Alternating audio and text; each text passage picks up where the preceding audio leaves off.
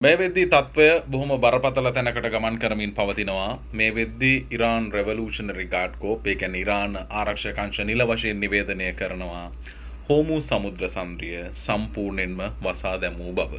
Iran has shut down the waterways until further notice. නැවත දැනුම් දීමක් කරන තුරු ඉරානයේ හෝමු සමුද්‍ර සංද්‍රිය සම්පූර්ණයෙන්ම වසා දමා තිබෙනවා. ඒ තමයි මේ වෙද්දී අඛණ්ඩ ප්‍රහාරමාලාවන් ඉරානයට එල්ල වෙමින් පවතිනවා. ඒ වගේම තමයි ඉරානයේ නිවේදනය කරනු ලබනවා ඇමරිකා එක්සත් ජනපද හමුදා කඳවුරු. එහෙම නැත්නම් මේ කලාපයේ ස්ථානගත කර තිබෙන ඇමරිකා එක්සත් ජනපද හමුදා කඳවුරු වලට අනිවාර්යයෙන්ම පහර දෙන්න බව. ඒ කියන්නේ සටන් විරාමයන් එකඟතාවයන් MOU මේ සියල්ල අවසන්. යලිත් යුද්ධය බොහොම සක්‍රිය ලෙස ආරම්භ වීමක් සිදු වෙනවා. ඒ නිසා ඇමරිකා එක්සත් ජනපදයත් ඒට ප්‍රතිචාර දක්වමින් new series of attacks මේ වෙද්දී නව ප්‍රහාර මාලාවක් ඉරානයට එරෙහිව ආරම්භ කර තිබෙන බව ඇමරිකා එක්සත් ජනපද මධ්‍යම ආරක්ෂක විධානය නැත්නම් මේක CENTCOM විදියට හඳුන්වනවා. ඔවුන් විසින් නිල නිවේදනයක් නිකුත් කර තිබෙනවා. මේ වෙද්දී ඉරාන මාධ්‍යත් තහවුරු කර තිබෙනවා. බුෂාහිර් සහ අස්ලඇවුර් කියන ප්‍රදේශ දෙකේම දැවැන්ත ප්‍රහාර මාලාවකට ප්‍රදේශ හසු වී ඇති බව. මේ දේවල් මේ විදියට සිද්ධ වෙමින් පවතිද්දී අපි වගේ රටවල් ආපහු වතාවක් බලශක්ති අර්බුදයකට මුහුණ දීම අමුතුවෙන් කිව යුතු නැහැ. මේ වෙනකොට ප්‍රධාන තෙල් සමාගම් මේජර් ඔයිල් කම්පැනිස් ලෝකේ ඉන්න ප්‍රකාශයක් නිකුත් කර තිබෙනවා. ඇමරිකා එක්සත් ජනපදයේ සහ ඉරානය අතර පවතිනා වූ මේ අර්බුදකාරී තත්ත්වයක් එක්ක ලෝකේ ගෝලීය වශයෙන් පවතින බලශක්ති සැපයුම බොහොම අර්බුදයකට පත් වෙනවා සහ ඒ වගේම මිල ගණන් ඉහළ යාම අනිවාර්යෙන් සිදුවන බව නිවේදනය කර තිබෙනවා.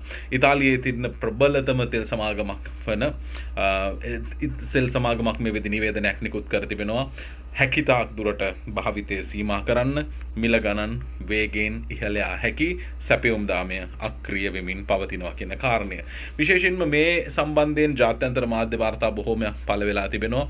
මේ තත්ත්වයත් එක්ක ඒ වගේම යුරෝපයටත් දැන් ඉදිරියේදී සීත කාලය පැමිණෙන්නේ. මේ සීත කාලය පැමිණීමත් එක්ක ඔවුන්ගේ අවශ්‍යතාවයන් බොහොම වේගයෙන් වැඩි වෙනවා. ඒ තත්ත්වයන් උඩ ඒ පැත්තෙන් එන ඉල්ලුමත් බොහොම වේගයෙන් ඉහළ යනවා. ඒ නිසා බලශක්තිය සම්බන්ධයෙන් පවතිනා වූ දැඩි ඉල්ලුමක් වෙළඳපොළ තුල නිර්මාණය වීමේ අවධානමක් මේ වෙද්දී මතුවෙමින් තිබෙනවා. මේ අතරතුරේදී ඉරානයට මේකට වන්දි ගෙවන්නට සිද්ධ වෙනවා කියන ප්‍රකාශය ඇමරිකා එක්සත් ජනපදයේ යලිත් සඳහන් කර තිබෙනවා. පෙන්ටගන් ආරක්ෂක ප්‍රධානී තහවුරු කරනවා. නව දැඩි ඉතාමත්ම ප්‍රබල ප්‍රහාර මාලාවක් දියත් කරනවා සහ මේ ඇති කරන ලද තත්වයට ඉරානය සම්පූර්ණයෙන් වගකිව යුතු බව ඇමරිකා එක්සත් ජනපදයේ මේ වෙද්දී පෙන්ටගන් නිවේදනය නිකුත් කර තිබෙනවා. ඒ විතරක් නෙමෙයි. දැන් ඉරානය යලිත් වතාවක් කලාපයේ අනෙකුත් රටවල් වලට පහර දීම ආරම්භ කර දන්නවා.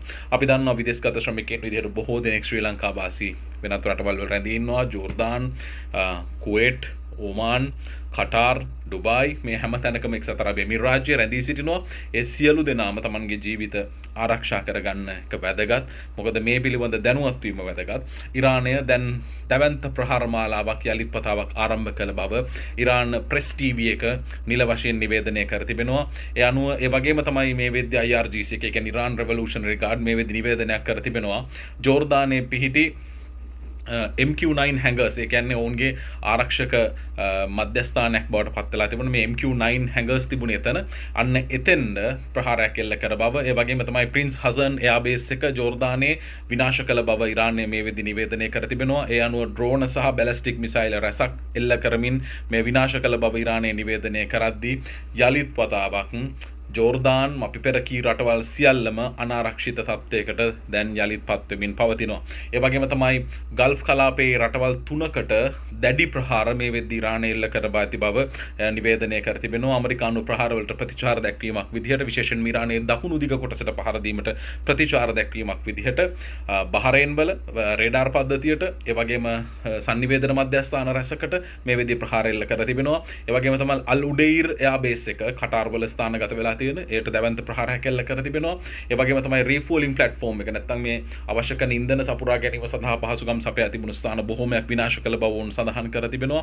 ඒ වගේම තමයි ඕමාන් වරාය ආශ්‍රිතව ඇමරිකා එක්සත් ජනපදයේ එයාක්‍රාෆ්ට් කැරියර්ස් රඳවලා තිබුණ ඕමාන් ඩුකම් පෝට් එක ආශ්‍රිතව ඩුකම් කියන්නේ බොහොම කාර්යබහුල වරායක්. ඩුකම් පෝට් එකටත් මේ වෙද්දී ප්‍රහාරයක් එල්ල කර ඇති බව යලිත් සඳහන් වෙලා තිබෙනවා. ඉතින් මේ තත්ත්වයේ උඩ ඇමරිකා එක්සත් ජනපදයේ ප්‍රහාර වලට ප්‍රතිචාර දැක්වීමක් විදියට තව දුරටත් නේවල් and aerospace forces. ඒ කියන්නේ නාවික සහ ගුවන් බලයන් සියල්ලටම පහර දෙන බව ඉරානය නිවේදනය කර තිබෙනවා. යලිත් කලාපයේම දරුණු තැනකට ගමන් කරනවා.